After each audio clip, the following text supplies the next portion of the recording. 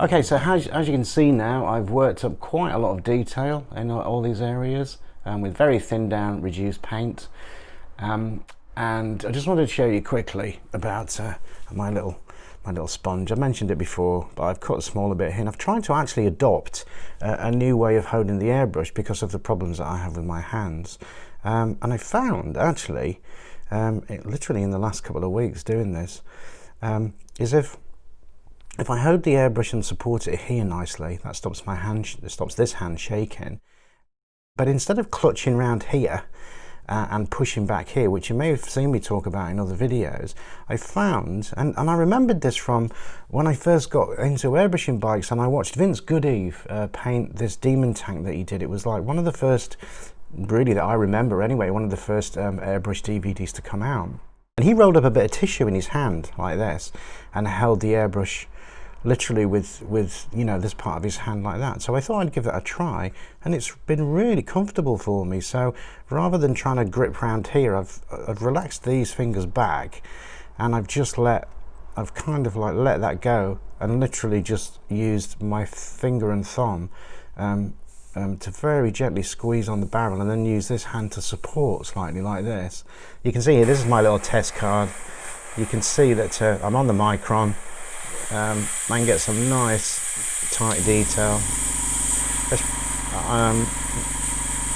Probably could be a little bit more FX base in that, because it's the colour. I'm getting to quite a lot of chroma of colour straight away, and I want that to be a bit more transparent for the details that I use. So what I'm going to do is that my paint mix is pretty thin, but I'm going to put a little bit more of this. Is the base actually for ETAX FX 500. And as you can see, it's just transparent. I'm going to put a few more drops of that in. And just off this camera here, I've got a little brush in a pot of water, and I just use that to stir it up. I wouldn't usually do it next to the painting though, because oh dear me, you have to be careful. Speaking of which, I must share this little bit of information with you. Before I do that, let me put the lid back on. I bought new needles for both the airbrushes to do this work, because I hadn't used the micron for ages. And if you're wondering what this little bit of tape is on here, it's no magic trick, and the airbrush isn't broken. It's just that when I've got all these lights on for the video, when I'm very close to the surface, you might just be able to see there, it's quite reflective sometimes, some of the paint. And what I'm getting is I'm getting reflective glare off the actual barrel bouncing back off. And when I'm in really close and tight, it was actually stopping me seeing where I was painting. So that's what that little bit of tape is for, just for the lighting. But take the crown cap off to do your detail, you know, to be coming in and doing very tight detail like these little dots in the eyes. And like I was showing you here, you know, we can get nice fine detail off the micron here, yeah. And we need that to do this the kind of size portrait, or anything smaller than this. And of course, you know, when you're painting, you're quite careful when the needle's off. But just to my left here, I've actually got an airbrush stand, and I hooked my airbrush on the airbrush stand, and I always usually pop the crown cap back on the airbrush like this. It's a ritual that I have. I pop that on. Let's say I've been sitting here for half an hour, 45 minutes, constantly painting, get myself a break, have a little bit of fresh air. It's the 31st of July today. It's very, very hot down here in Bournemouth.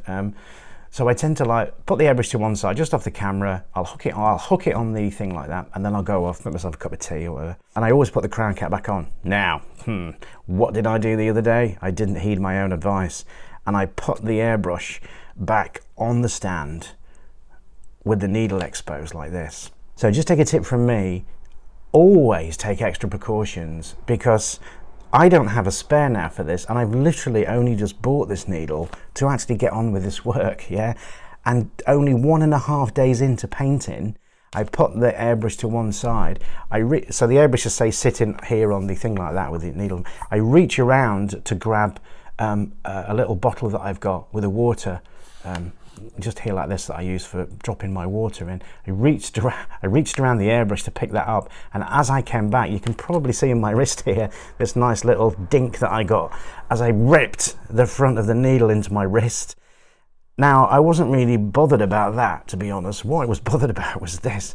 Oh, I couldn't believe it. Like literally only a day and probably just a day and a bit into painting this, And I thought, no, I don't have a spare needle. So what I did was I took the needle out, I got some fine wet and dry paper, and I literally put my finger on the end and just spun the needle round, and I had a good look at it under a magnifying glass, and it wasn't that bad.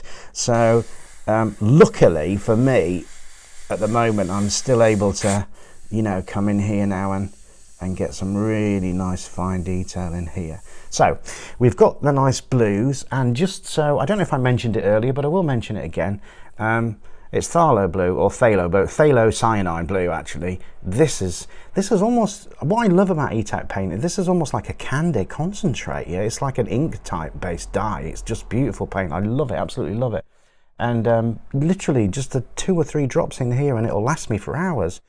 And I have got a silver base under here, although you can see that I did put, if you remember a little bit earlier, a white base coat down first, just in places. But the way that the blue is oh, it's just lovely. And I just thought it would be a nice idea to work this up into blues. And I'm going to have at the top here lovely reflections, as if because Colin used to be a diver, as you remember, feeding sharks under the ocean. So I'm going to have nice light coming through and those beautiful sort of water reflections here.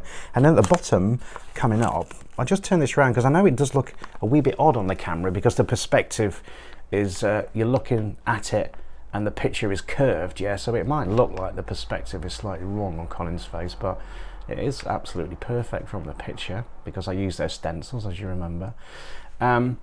But at the bottom here, what I'm going to do, I just don't want to touch it, let me try not to put my sticky fingers onto the actual artwork, is down here at the bottom, going up, I'm going to freehand in some tiny chainmail detail, just fading up from into the blue, because obviously Colin used to wear chainmail when he was diving with the sharks.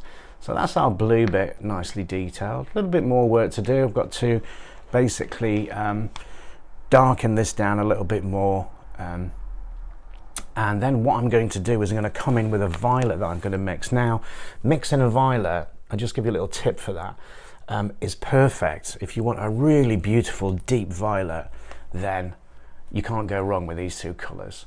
So this is magenta, and this is the phthalo blue, and this is basically like in printing, when you, because if you look at this blue, I mean in the bottle look it looks very, even on the lid look it's very, very dark, but you see how it's gone on, it's almost like cyan. I guess if I just put a tiny bit of this on my finger like that, you can see it's very much like a candy, you know, like the concentrate, the chroma, the 100% chroma of the colour is very dark there, but as it comes out, you know, I'm not going to put that anywhere near the surface, so let me just wipe my hand. And what I wanted to tell you was, I'm going to get to this bit later today because I'm going to do some darker, I'm going to build this up now into much darker detail, yeah? And instead of using black, which I hate using in portraits, I wanted to use blue and violet because you can see the chroma of the blue in the detail here. Once you get to 100% of the colour, which is basically what that looks like on the top here, you almost reach in a very dark blue-black, yeah? Well, the easiest way for mixing a true violet is to use a magenta and a cyan type blue, and this is like I said, this is phthalo blue, and it goes for the same in any type of paints, yeah, 1 to 1. So whether it's 1 drop of this and 1 drop of this, and I have tested the mix and it's absolutely perfect violet. You'll see more a little bit later when I get to mix the colour up, which is perfect because for moving on to the much darker details, and when I remove this is obviously still, the mask is still on here. Once I get this masking off, and I can like do a little bit of halo around Colin with a highlight of white, and I'll put all the sea detail and the lights coming down here. I might even just mask over this very slightly positively on this side here, just to keep him protected. But we can get the detail on the airbrush, so we'll build up all these colours very dark, and we'll be using a violet. Now I don't have a purple. And why mix one when you've got these 2 colours? So in a printing, the reason I mentioned it looks like cyan blue, imagine your inkjet printer at home, or any type of 4-colour printing that gets done, any magazine that you see, any poster. It's all done using magenta, cyan, magenta, yellow and black. They're the 4 colours, and you'll see that in your print cartridge, yeah? So it's 4 colours, and sometimes you can have a 5th colour, a spot colour, special Pantone colours. But these 2 together will give you the most beautiful violet purple, and 1 to 1.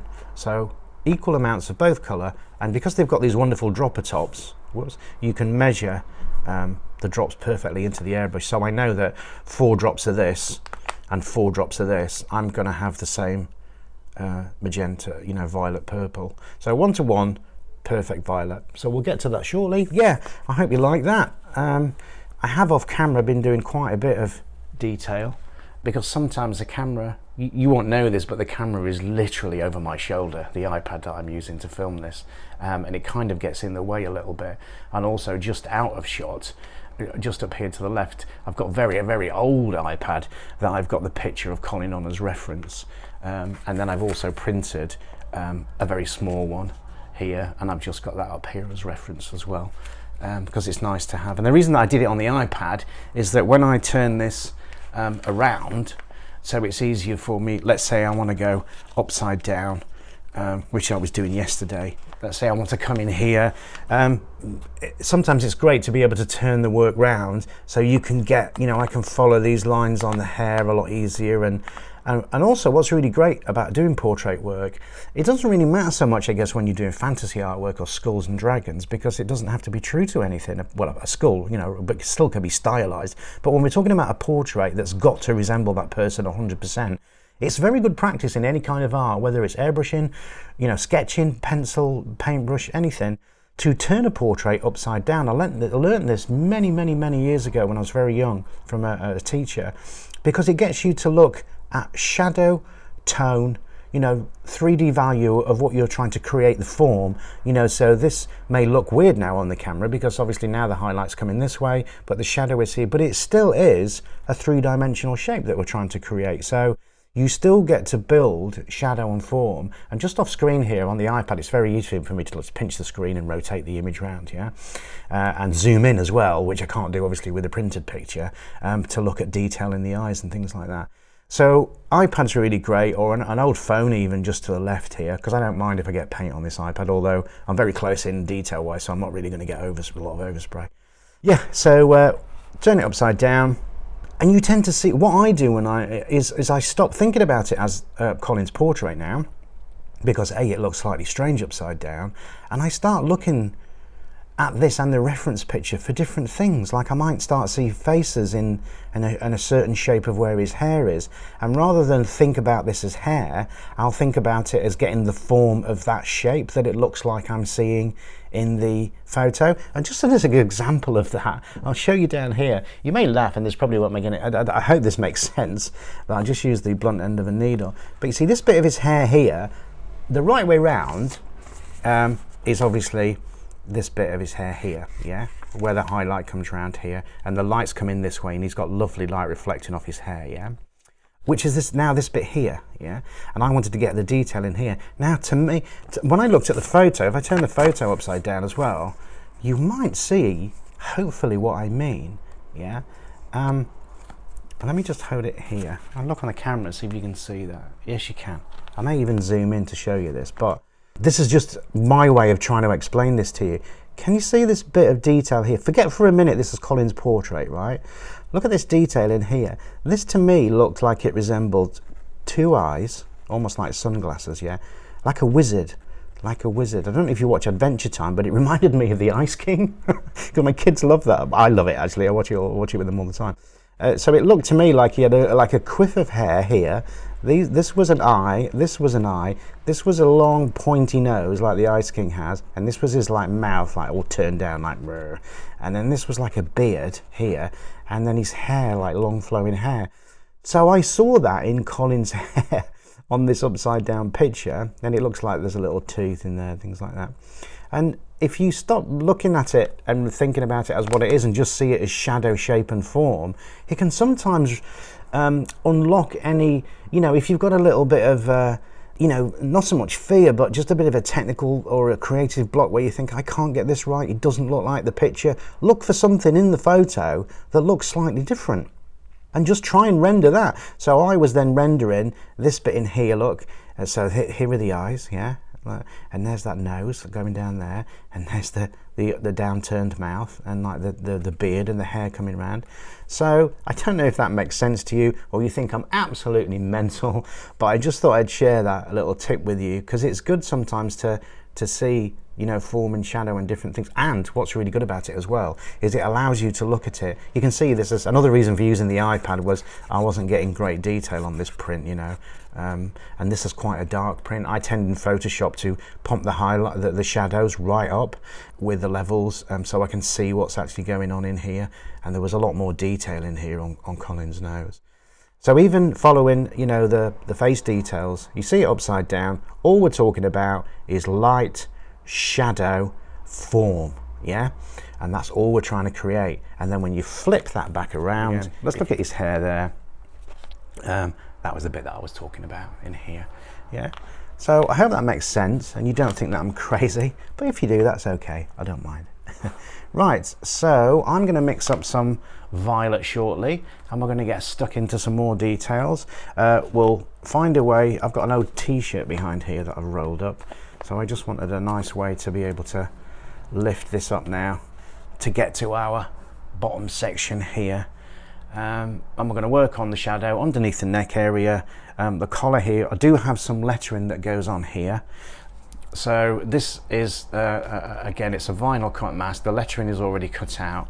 This message will be going, rest in peace Pops, and the date of Colin's birth, and sadly the date of his passing. So that will be, that bottom text goes at the bottom here, and I will be doing a drop shadow over that. Pops will go across the center, and the other message will go at the top. And then what I will do is I will use the detail I'm going to do for the underwater ocean and the lights too, to bring out the detail of this.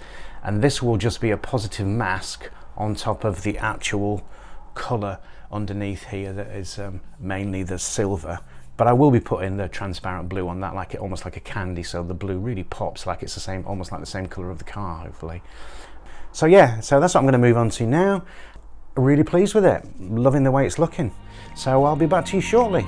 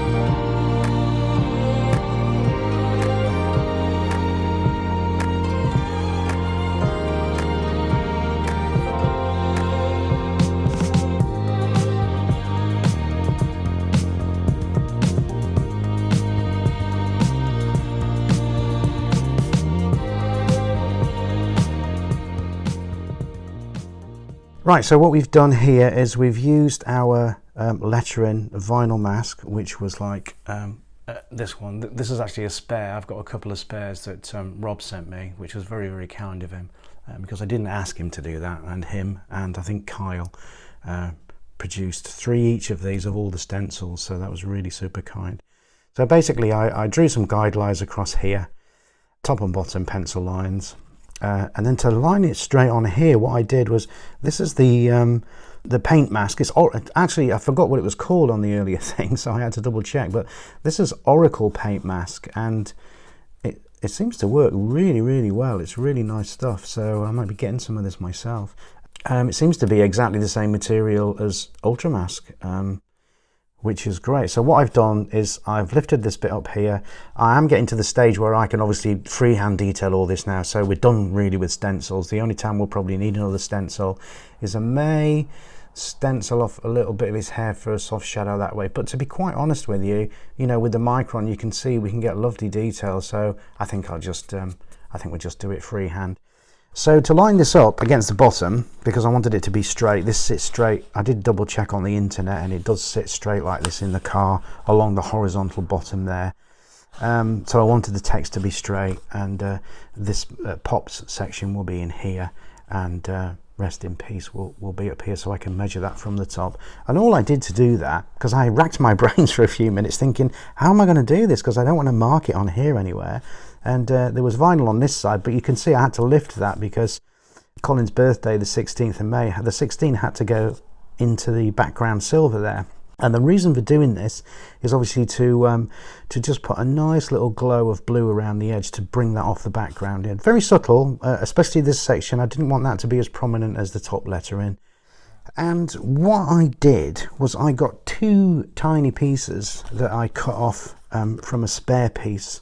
So this is a section of the actual paint mask, the Oracle paint mask. And you can see if I take it off here, very difficult to see with that, with the masking over it, but it is very, very transparent. So what I did was I measured from where the bottom of the lettering, I offered up the lettering first like this to make sure it was in the right place.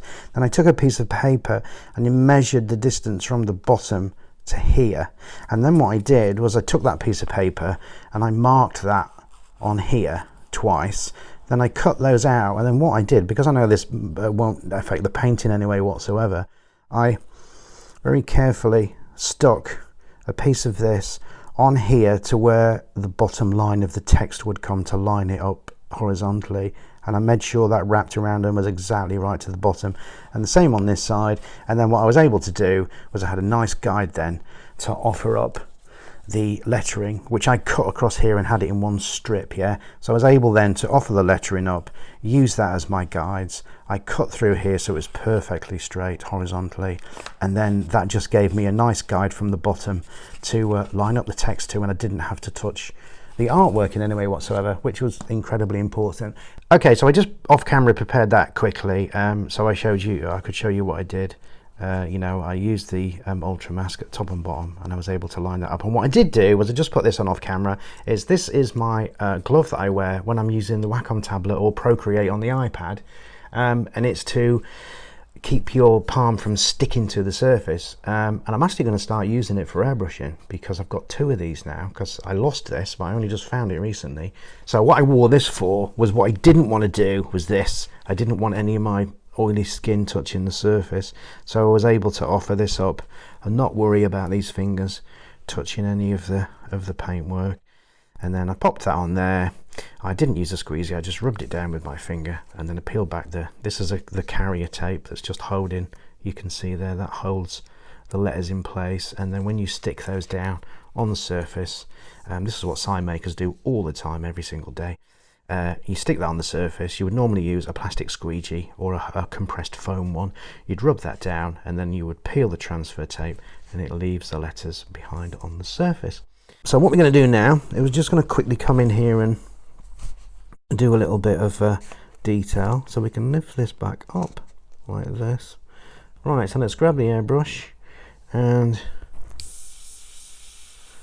let's do a little bit of dusting in around these letters, following the detail here behind them and using that to pull them out a little bit, where the detail here is on the shadow of the karate suit, and then just a little bit around the letters, really nice and carefully, because what we don't want is to overdo this. I want this to be very subtle. It's going to be a bit more difficult on here. The reason I put these on at this stage is I wanted to start painting the very dark detail, which is going to go down to the same chroma dark as this. Yeah, I wanted this to be masked off before I painted this on, so this will then be the background. This will obviously be white here, and this will be the background here, but like I said, I wanted this to be quite subtle, so let's start putting some detail in here.